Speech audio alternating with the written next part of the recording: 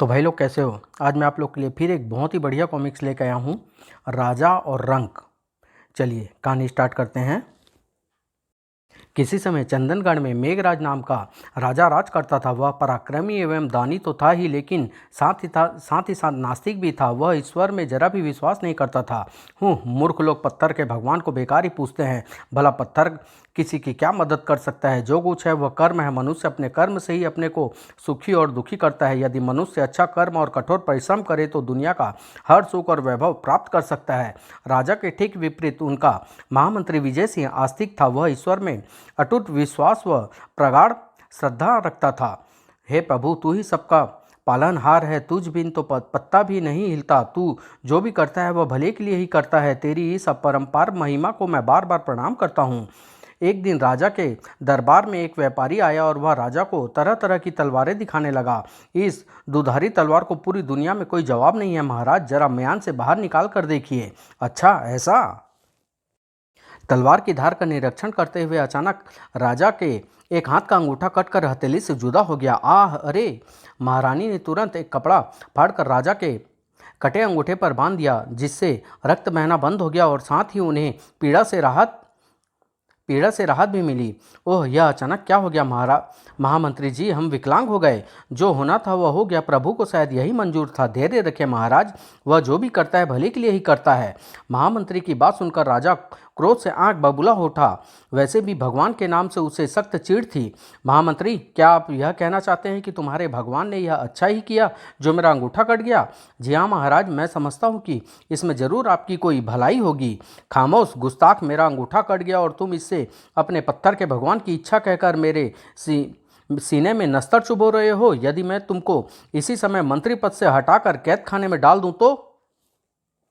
वह भी अच्छा होगा महाराज, क्योंकि भगवान जो कुछ भी करता है वह अच्छा ही करता है। अच्छा तो यह बात है, ठहरो, अभी तुम्हें पता चलता है, कहकर राजा ने पास ही खड़े सेनापति को संबोधित किया। सेनापति जी, महामंत्री को इसी समय ले जाकर कारागार में डाल दो और जब तक हमारा आदेश ना हो इन्हें रिहा मत करना। हम देखना चाहते हैं कि इसमें भगवान क्या अच्छा करते हैं। जय जी महाराज। महाराज की आज्ञा सुनकर सेनापति समेत सभी दरबारी भी ठगे से रह गए और महामंत्री को ले जाकर कारागार में डाल दिया गया। मुझे आपके साथ किए गए सुलूक पर अफसोस है महामंत्री जी, लेकिन मैं अपने कर्तव्य से मजबूर हूँ। इस गुस्ताखी के लिए मुझे क्षमा कीजिएगा। आपको लज्जित होने का कोई आवश्यकता नहीं सेनापति जी। यह तो जो कुछ भी हो रहा है उस प्रभु की इच्छा से हो रहा है। कुछ दिन बीतने के बाद एक दिन राजा अपने सैनिक के साथ पास के ही जंगल में शिकार खेलने के लिए गया और एक हिरण का पीछा करते हुए सैनिकों से बिछड़ गया। ओह, पता नहीं मैं कहाँ निकला हूँ। हिरण भी हाथ नहीं आया और सैनिक से भी बिछुड़ गया। राजा मार्ग की तलाश में जंगल में भटकने लगा और भटकते भटकते रात हो गई। चारों ओर से जानवरों का भयानक भयानक आवाज़ आने लगी। उफ, इस भयानक जंगल में रात किस प्रकार काटूंगा। कुछ देर बाद ही हिंसक जीव जंतु खुलेआम विचरने लगेंगे। अभी राजा डरा डरा सा आगे बढ़ ही रहा था कि आसपास के पेड़ों से कई जंगली उस पर कूदे। आह! और इससे पहले कि राजा उनसे बचने अथवा उनसे मुकाबला करने की कोई चेष्टा करता, उन जंगलियों ने उसे पकड़कर रस्सियों से जकड़ लिया। शाबाश, अब ले चलो इस कबीले में, देवी माँ इसकी बलि पाकर प्रसन्न हो उठेगी। उफ, बुरा फंसा, अब शायद ही बचूं। हे प्रभु, अब तू ही मदद कर। मौत का एहसास होते ही राजा को पहली बार भगवान का स्मरण हुआ। राजा को लेकर वे जंगली अपने कबीले में पहुंचे। एक मनुष्य को लाया जाते देख सरदार समेत सभी कबीलेवासी प्रसन्नचित्त हो उठे। आहा, मनुष्य, इसे उस स्तंभ से देवी माँ के सामने बांध दो। जश्न के बाद देवी माँ पर इसकी हम अपने हाथों से बलि चढ़ाएंगे। जो आज्ञा सरदार। राजा को चबूतरे के सामने स्थित एक स्तंभ से बांध दिया गया और कबीलेवासी उसके इर्द गिर्द अपने रस्मों रिवाज के अनुसार भयानक नृत्य करने लगे। हु हुबा हुबा हो। जश्न समाप्त होने पर जंगलियों का सरदार अपने सिंहासन से उठा और अपनी कमर से खड़ग निकालकर राजा के निकट पहुंच गया और उसके शरीर का निरीक्षण करने लगा। वाह, खूब स्वस्थ और मोटा तगड़ा है। निसंदेह देवी माँ इसकी बलि पाकर प्रसन्न होगी। तभी सरदार की दृष्टि राजा के कटे हुए अंगूठे पर पड़ी। आए अंग भंग, और वह अपने आदमियों को संबोधित कर चीख उठा। अरे मूर्खों, किस इंसान को देवी माँ के चढ़ावे के लिए लाए हो? इसका तो अंगूठा कटा हुआ है। इस अंग भंग इंसान की बलि देवी माँ स्वीकार नहीं करेगी और न ही हम इसका आहार कर सकते हैं। इसे तुरंत हमारे कबीले की सीमा से बाहर ले जाकर छोड़ाओ और बलि के लिए किसी दूसरे इंसान को प्रबंध करो। ध्यान रहे वह इंसान इसकी तरह अंग भंग न हो, वरना मैं तुम्हें कच्चा चबा जाऊंगा। जो आज्ञा सरदार। कटे अंगूठे के कारण अपने मौत के मुंह से बसते देख राजा को महामंत्री की बात याद हो आई और उसकी आंखों में प्रसन्नता के आंसू भर आए। हे प्रभु, महामंत्री जी ठीक कहते थे, तू जो करता है भले के लिए करता है। आज तूने मुझ नास्तिक की आंखें खोल दी प्रभु। जंगलियों ने राजा को आज़ाद कर अपनी सीमा से बाहर छोड़ दिया। भगवान को धन्यवाद दो कि उसने तुम्हारे दाएं हाथ का अंगूठा पहले ही काट दिया था, वरना आज तुम्हारी गर्दन कट गई होती। अब जाओ, चुपचाप अपने घर लौट जाओ। राजा प्रसन्नतापूर्वक अपने राजमहल की ओर चल पड़ा और किसी तरह रास्ता खोजते खोजते भोर होने के साथ ही अपने राजमहल पहुंच गया। राजमहल पहुंचते ही उसने सर्वप्रथम सेनापति को तलब किया। सेनापति जी, आप तुरंत जाकर महामंत्री जी को आदर सहित यहाँ ले आइए। हम इसी समय उनसे मिलना चाहते हैं। जो आज्ञा महाराज। सेनापति तुरंत उस कारागृह में पहुंचा जहां महामंत्री कैद था। अरे सेनापति जी, आप कहिए कैसे आना हुआ? महाराज इसी समय आपसे मिलना चाहते हैं महामंत्री जी, इसलिए मैं आपको लेने आया हूँ। ओह, क्या कारण हो सकता है? कुछ देर बाद, आहा महामंत्री जी, आइए आइए, आपका स्वागत है। मुझे आश्चर्य हो रहा है महाराज कि आपको अचानक मुझसे मिलने की क्या आवश्यकता पड़ी। मैं आपसे शर्मिंदा हूँ महामंत्री जी, मैंने आपके साथ बहुत बुरा किया। जो बगैर आपकी बात को सोचे समझे मैंने आपको कारागृह में डलवा दिया, लेकिन आज मुझे भी विश्वास हो गया है कि भगवान नाम की कोई महाशक्ति भी है और वो जो करता है भले के लिए ही करता है। कहकर राजा ने महामंत्री को बीते दिन की सारी घटना कह सुनाई। सारी कहानी सुनकर महामंत्री प्रसन्नता भरे स्वर में बोले, मुझे प्रसन्नता है महाराज कि कल की घटना ने आपकी आंखें खोल दी और आप भी ईश्वर के अस्तित्व पर आस्था करने लगे हैं। लेकिन महामंत्री जी, एक संशय मेरे दिल में बाकी है, क्या आप उसका समाधान कर सकेंगे? कैसा संशय महाराज? मेरा संशय यही है कि मेरा अंगूठा काटकर भगवान ने मेरे साथ तो अच्छा किया, किंतु आपके साथ उसने कैसे अच्छा किया? आप तो निरपराध इतने दिन जेल में कष्ट भोगते रहे। आप ऐसा क्यों सोचते हैं महाराज?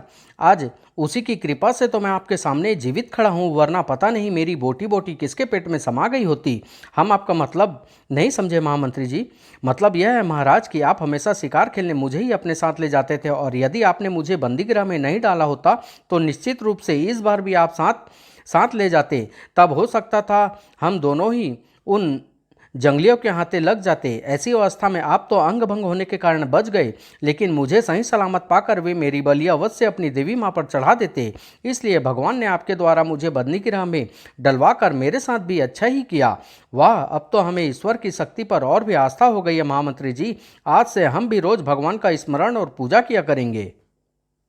तभी एक द्वारपाल ने वहां प्रवेश किया। महाराज की जय हो। महाराज, गंगाधर नाम का एक सेठ इसी समय आपसे मिलना चाहता है। ओह मित्र गंगाधर, जाओ उन्हें तुरंत आदर सहित यहाँ ले आओ। सेठ गंगाधर राजा के सबसे घनिष्ठ मित्रों में से एक थे। जैसे ही द्वारपाल उसे लेकर वहां पहुंचा, राजा सिंहासन से उठते हुए बोला, कहो मित्र, इतने दिनों बाद आज अचानक ही कैसे आना हुआ? खैरियत तो है ना? नहीं मित्र, मैं बहुत ही असमय तुम्हारे पास आया हूँ। कुछ दिन पूर्व मेरा घर बार, धन संपत्ति सब कुछ एक भयंकर आग दुर्घटना में जलकर भस्म हो गया और मैं बिल्कुल तबाह और बर्बाद हो गया हूँ। ओह, यह तो तुमने बहुत बुरी खबर सुनाई। खैर, मेरे होते हुए तुम्हें जरा भी चिंता करने की जरूरत नहीं है। मैं इस प्रकार से तुम्हारी मदद करने के लिए मैं हर प्रकार से तुम्हारी मदद करने के लिए तैयार हूँ। बोलो, तुम्हें दोबारा व्यापार करने और घर आदि बनाने के लिए कितना धन उधार चाहिए? नहीं मित्र, बड़े बूढ़े कहते हैं कि यदि मित्र आपस में रुपये पैसे का उधार लेन देन करे तो एक दिन मित्रता में अवश्य दरार पड़ जाती है। मैं इस समय तुम्हारे पास कर्ज अथवा सहायता लेने नहीं, बल्कि यह कहने आया हूँ कि मेरे पास थोड़े से रुपये बचे हैं और मैं उनसे व्यापार करने के लिए परदेश जा रहा हूँ। अतः जब तक मैं लौटूँ, दोस्ती के नाते मेरे पीछे मेरे परिवार का ख्याल रखना। भला यह भी कोई कहने की बात है मित्र? तुम निश्चिंत होकर जाओ, तुम्हारे परिवार को तुम्हारे पीछे कोई कष्ट नहीं होने पाएगा। आश्वस्त होकर सेठ गंगाधर उसी समय राजा से विदा लेकर वापस लौट पड़ा। ओह, कितना बुरा हुआ मेरे मित्र के साथ। बेचारे को सब कुछ जलकर खत्म हो गया, लेकिन फिर भी उसने मेरे सामने हाथ फैलाना उचित नहीं समझा।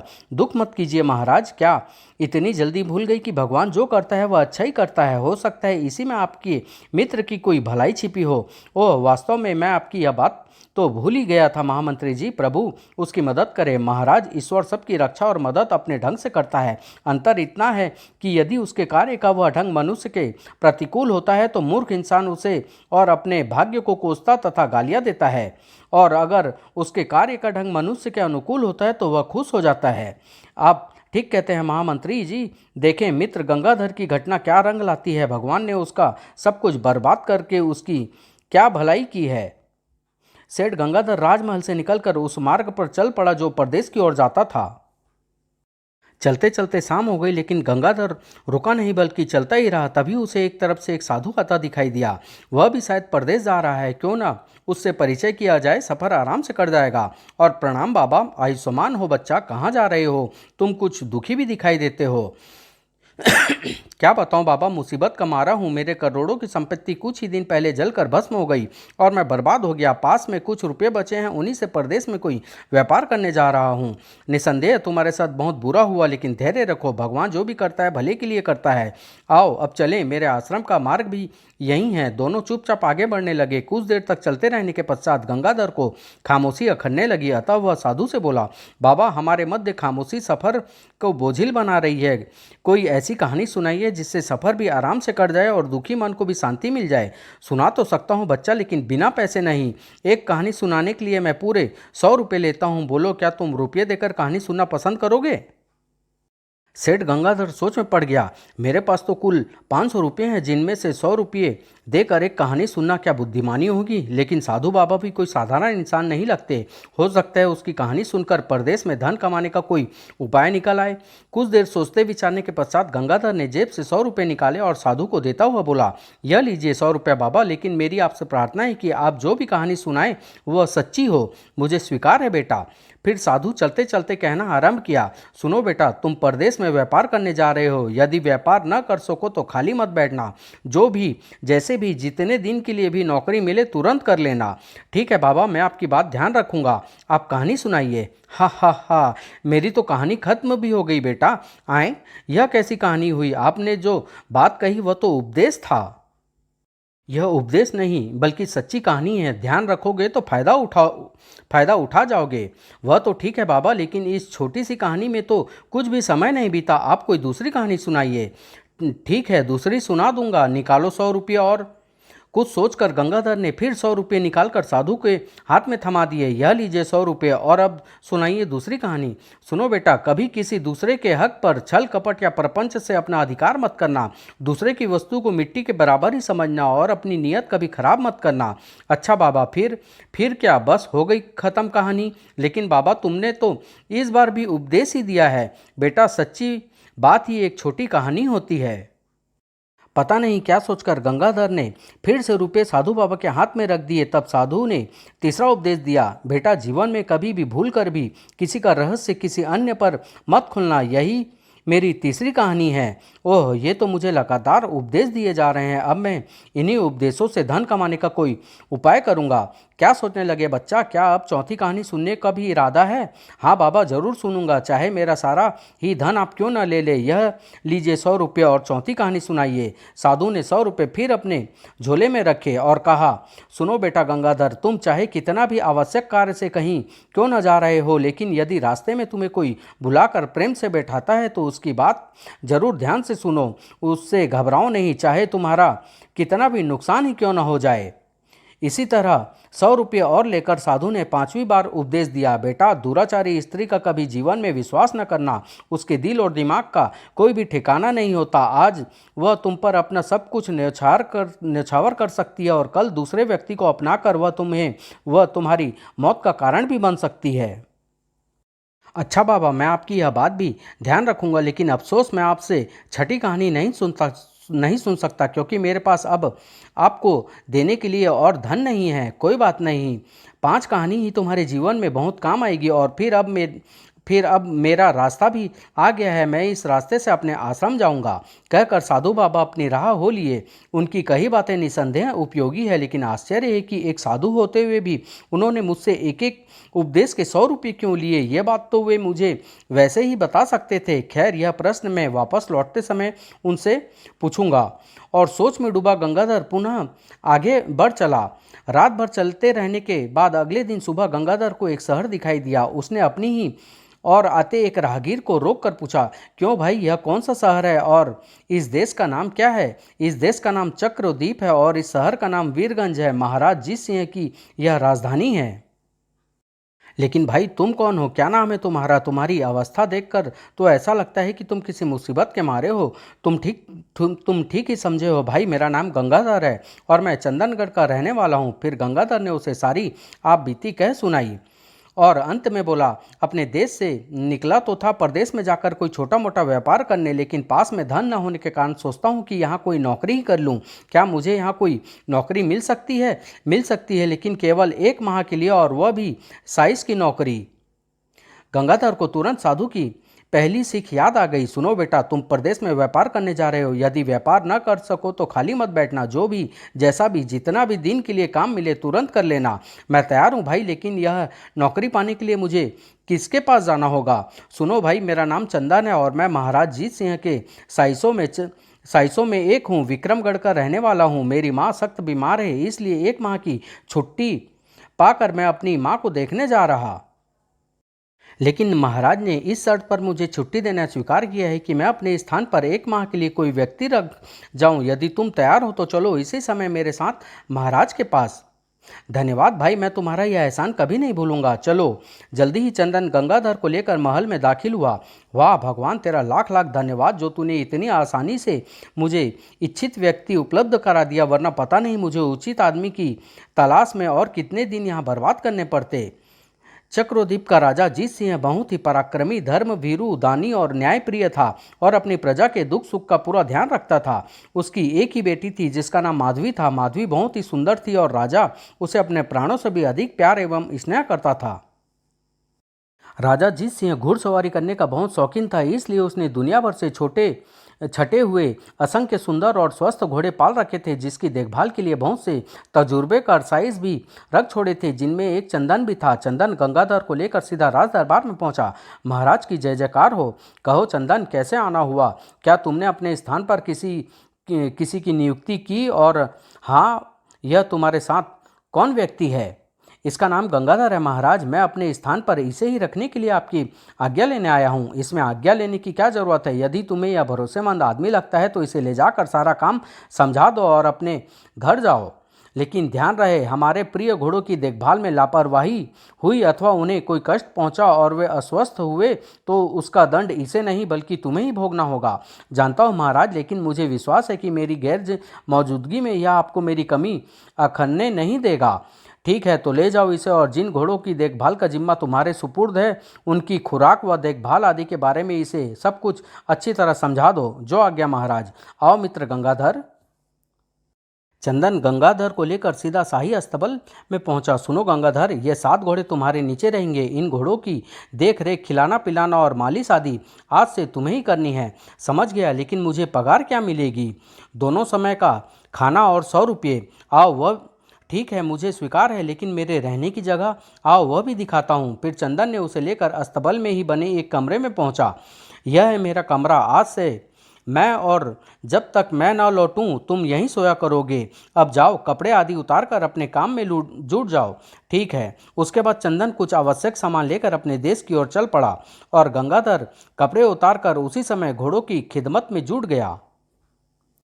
घोड़ों की मालिश आदि करने के बाद वह उन्हें पास ही बने एक तालाब पर ले गया और उन्हें खूब अच्छी तरह से नहलाया। उसके बाद उसने घोड़ों को पुनः अस्तबल में लाकर बांध दिया। फिर वह अन्य साइसों के साथ घोड़े के खाने के लिए चने लेने के लिए वह चारागार में पहुंचा। प्रत्येक साइस को 20-20 सेर चना मिल रहा था। गंगाधर ने भी 20 सेर चने की पोटली बांधी और अपने अस्तबल में पहुंचकर उन्हें पानी में भिगो कर कूटने के बाद 7 घोड़ों के आगे डाल दिया। मेरा काम तो खत्म हुआ, देखना चाहिए कि अन्य साइस क्या कर रहे हैं। यदि वे भी फारिग हो गए होंगे तो कुछ गपशप हो जाएगी।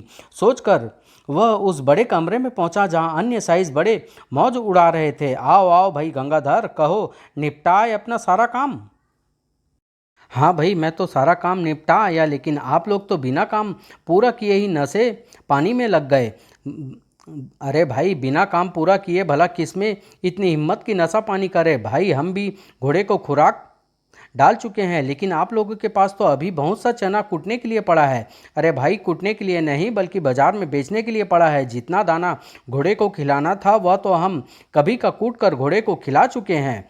क्या मतलब? अरे भाई तुम नए हो ना इसलिए नहीं समझे। सुनो, हमें प्रतिदिन 20-20 सेर चना घोड़े को खिलाने के लिए मिलता है, जिसमें से हम 5 सेर चना कूट कर घोड़ों को खिला देते हैं और बाकी का 15 किलो बाजार में बेचकर अपने नशे पानी का इंतजाम करते हैं।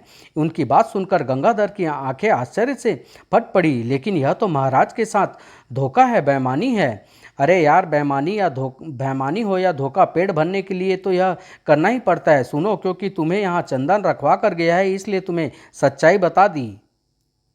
लेकिन ध्यान रहे, इस बात का किसी को कानो कान भी पता नहीं चलना चाहिए, वरना हम तुम्हारी लाश कभी किसी को पता नहीं लगने देंगे। हाँ भाई, जग्गू ठीक कह रहा है, ऐसी गलती हरगिज मत करना। मेरी भी सुनो भाई, तुम भी यदि कुछ धन जोड़ना चाहते हो तो वैसा ही करो जैसा हम और चंदन करते हैं। उसकी बात सुनकर गंगाधर चुपचाप अपने कमरे में लौटा और चारपाई पर पड़ गया। उसके मन में नाना प्रकार के विचार आने लगे। वे लोग ठीक कहते हैं गंगाधर, कल से तू भी उनकी तरह 5 सेर चना घोड़े को खिलाना और बाकी 15 सेर बाजार में बेचकर रुपये बनाना और उन्हें अपने पास जोड़ते रहना। हाँ, यह ठीक रहेगा, कल से मैं ऐसा ही करूँगा। इस तरह 1 माह में ही मेरे पास बहुत सारा रुपया इकट्ठा हो जाएगा, फिर मैं आराम से व्यापार करूँगा। लेकिन तभी साधु बाबा की आवाज़ उसके कानों में गूंजने लगी, बेटा, किसी दूसरे के हक पर छल प्रपंच या कपट से अपना अधिकार मत करना। दूसरे की वस्तु को मिट्टी बराबर ही समझना, उसके ऊपर अपनी नीयत खराब मत करना। उफ, नहीं नहीं, मैं ऐसा नहीं करूँगा। साधु बाबा की बात का स्मरण होते ही गंगाधर के दिल से सारे बुरे विचार जाते रहे। उन चनों पर वास्तव में घोड़े का ही अधिकार है, दूसरे का हक खाने का मुझे कोई अधिकार नहीं। जब तक मैं इस नौकरी पर हूँ, सारे चने घोड़े को ही खिलाता रहूँगा। अगले दिन से गंगाधर अपने कर्तव्य का पालन पूरी मुस्तैदी और ईमानदारी से करने लगा। उसकी अच्छी देखभाल से सातों घोड़े 1 माह के भीतर ही भीतर अस्तबल के सबसे तंदुरुस्त और फुर्तीले घोड़े हो गए।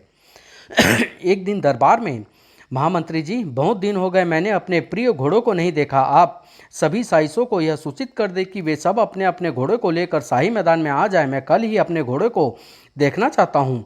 जैसी महाराज की आज्ञा।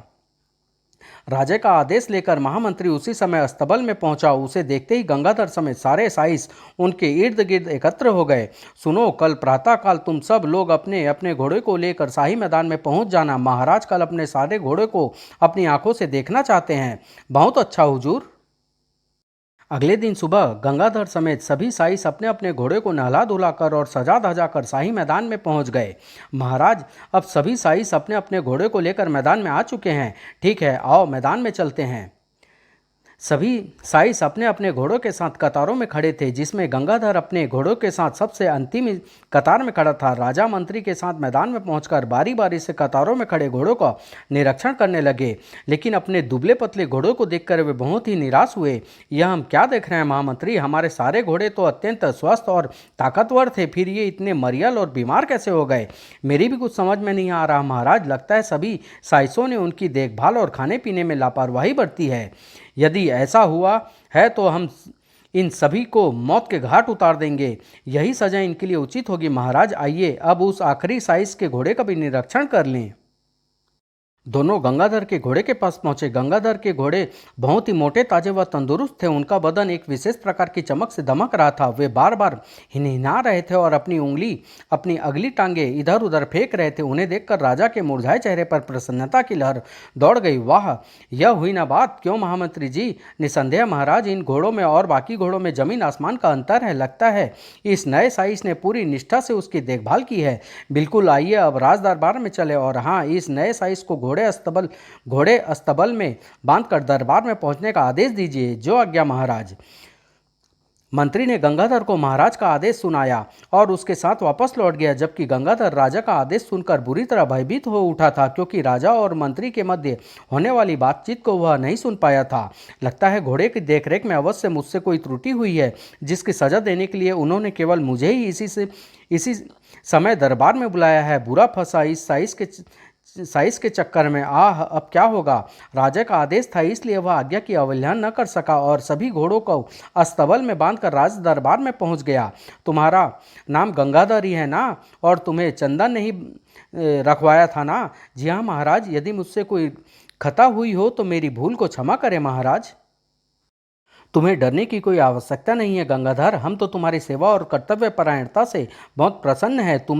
हमने तुम्हें यहाँ यह जानने के लिए बुलाया है कि केवल तुम्हारे ही घोड़े तंदुरुस्त और सुंदर क्यों हैं, बाकी क्यों नहीं, जबकि सबको एक सा भोजन दिया जाता है एवं एक सी देखरेख होती है। ओह राजा का अभिप्राय जानकर गंगाधर एक गहरी सांस लेकर खामोश हो गया और कुछ सोचने लगा। तुम खामोश क्यों हो गंगाधर? हमें अपने प्रश्न का उत्तर चाहिए। महाराज, आपके प्रश्न को उत्तर मैं तभी आपको दे सकता हूँ जब सभी साइस वहाँ मौजूद हो। ठीक है, हम अभी सभी साइसों को यहाँ बुलवाते हैं।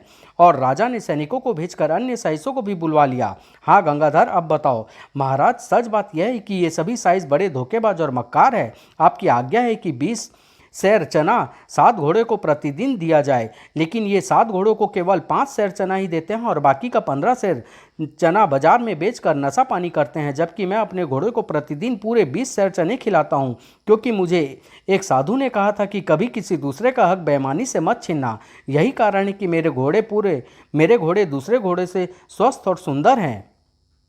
सच्चाई जानकर राजा की आंख क्रोध से सुलग उठी। क्यों धोखेबाजो, नमक हरामो, क्या यह बात सच है? जवाब दो, वरना तुम सबकी गर्दन धड़ से जुदा कर दी जाएगी। सारे साइस भय से बुरी तरह कांपते हुए हाथ जोड़ के गिड़गिड़ा उठे। क्षमा महाराज, क्षमा, हमारी गलती माफ कर दीजिए। हम विश्वास दिलाते हैं फिर कभी ऐसी गलती नहीं होगी। हाँ महाराज, मेरी भी आपसे प्रार्थना है कि इस बार आप इन्हें क्षमा कर दीजिए। गंगाधर के कारण राजा का क्रोध तुरंत ही शांत हो गया। ठीक है, यदि तुम कहते हो तो इस बार हम इन्हें माफ किए देते हैं। साथ ही आज से हम तुम्हें अपने अस्तबल का मुख्य निरीक्षक नियुक्त करते हैं। आज से तुम्हारा काम इन सभी की हरकतों पर निगरानी रखना होगा, जिसकी पगार तुम्हें 500 रुपये प्रतिमाह मिलेगी तथा भोजन और रहने का स्थान आदि मुफ्त। यदि अब की बार इनमें से कोई भी मुट्ठी भर चना भी गायब करे तो इसकी सूचना मुझे देना। मैं इन्हें जीवन भर के लिए कारागार में सड़ा दूंगा। जी महाराज। अच्छा महाराज। फिर राजा ने अपने हाथ से एक हीरे की अंगूठी उतारी और उसे गंगाधर को देते हुए बोले, यह अंगूठी मैं तुम्हें बतौर इनाम में देता हूँ। इसे द्वार रक्षकों को दिखाकर तुम बेरोक टोक मुझसे मिलने राजमहल में आ सकते हो। बहुत बहुत धन्यवाद महाराज, आपकी हमेशा जय जयकार हो। उसके बाद राजा ने दरबार बर्खास्त कर दिया। सभी वहां से उठकर चले गए। गंगाधर व अन्य साइस भी अपने अस्तबल में लौट आए। सुनो, इस बार तो मैंने तुम सबको बचा लिया है, लेकिन यदि तुम लोगों ने फिर कोई गड़बड़ी की तो तुम्हें कठोर दंड मिलेगा। नहीं सरकार, अब हम लोग कभी कोई गड़बड़ नहीं करेंगे और आपकी ही आज्ञा का पालन करेंगे। ठीक है, जाओ और मुस्तैदी से अपना काम में जुड़ जाओ। जो हुक्म सरकार। उसके बाद से फिर किसी साइस ने घोड़े के भोजन के साथ कोई बेईमानी नहीं की और पूरी ईमानदारी से अपना काम करते रहे। इसका परिणाम यह निकला कि जल्दी ही सारे घोड़े स्वस्थ और सुंदर दिखाई देने लगे। यह देख राजा भी प्रसन्न हो उठे। कुछ दिन बीतने पर चंदन अपने देश से वापस लौटा तो सभी घोड़ों को स्वस्थ एवं तंदुरुस्त देखकर आश्चर्यचकित हो उठा। अरे, यहाँ तो सभी घोड़े भले चंगे दिखाई दे रहे हैं। आश्चर्य है, एक माह में ही यह चमत्कार कैसे हो गया? तभी सभी साइसों ने उसे घेर लिया। गंगाधर इस समय कहीं गया हुआ था। आहा चंदन उस्ताद, अच्छा हुआ तुम लौट आए। तुम्हारे उस दोस्त ने तो इतने दिनों से हमारा जीना हराम कर रखा था। साला ना खुद चैन से बैठता है ना हमें बैठने देता है। अरे भाई, क्या हुआ? कुछ बताओगे भी या पहेलियाँ ही बुझाते रहोगे? मेरे किस दोस्त की बात कर रहे हो? तुम ही लोग तो मेरे दोस्त हो। उस्ताद, हम तुम्हारे उस दोस्त गंगाधर की बात कर रहे हैं जिसे तुम अपनी जगह यहाँ रख कर गए थे। ओह, ऐसा क्या किया उसने? अरे उस्ताद, यह पूछो कि क्या नहीं किया उसने। उस कमबख्त ने तो हम सब की चोरी की पोल राजा पर खोल दी है और राजा ने प्रसन्न होकर न केवल उसे हमारा मुखिया बना दिया है बल्कि उसकी तनख्वाह भी 500 रुपये कर दी है। यही नहीं उस्ताद, महाराज ने उसे लाखों रुपये की एक हीरे की अंगूठी भी इनाम में दी है, जिसे दिखाकर वह कभी भी किसी भी समय महाराज से मिलने आ जा सकता है। तो यह बात है। एक माह में ही उस चालाक ने यह सब कुछ कर डाला और महाराज के सामने हमारी सारी इज्जत खत्म कर दी। मैं तो उसे सीधा साधा व्यक्ति समझता था। सीधा साधा? अरे उस्ताद, वह तो एक नंबर का धूर्त और मक्कार है। महाराज का चमचा बनकर वह दिन रात हम पर रौब गांठता है और मस्ती की छानता है, और हम हैं कि घोड़े की मालिश करते करते ही मर लेते हैं। तुम लोग चिंता न करो, अब मैं आ गया हूँ। शीघ्र ही कोई ऐसा उपाय करूँगा कि सांप भी मर जाए और लाठी भी न टूटे। उसके बाद फिर हमारी पहले जैसी मौज होगी। हुर्रे! उस्ताद चंदन जिंदाबाद। बेकार में शोर मत मचाओ, चुपचाप अपने कमरे में जाओ। मैं देखूंगा कि वह हरामजादा कब तक यहाँ का मुख्य निरीक्षक बना रहता है। ठीक है उस्ताद, लेकिन ध्यान रखना अब हमें हमें तुम्हारा ही आसरा है। उसके बाद सभी साइस अपने अपने कमरों में चले गए और चंदन भी कुछ सोचता हुआ अपने कमरे की ओर चल दिया। चंदन ने गंगाधर को परास्त करने के लिए क्या योजना बनाई? क्या गंगाधर चंदन के किसी षड्यंत्र में फंस सका? गंगाधर की बीवी बच्चों को क्या हुआ? साधु बाबा द्वारा उपदेश बेचने के पीछे क्या रहस्य था? इन सभी प्रश्नों के लिए आप कमेंट करें। मैं बहुत जल्द इसका नेक्स्ट पार्ट लेके आऊँगा। साधु और शैतान समाप्त।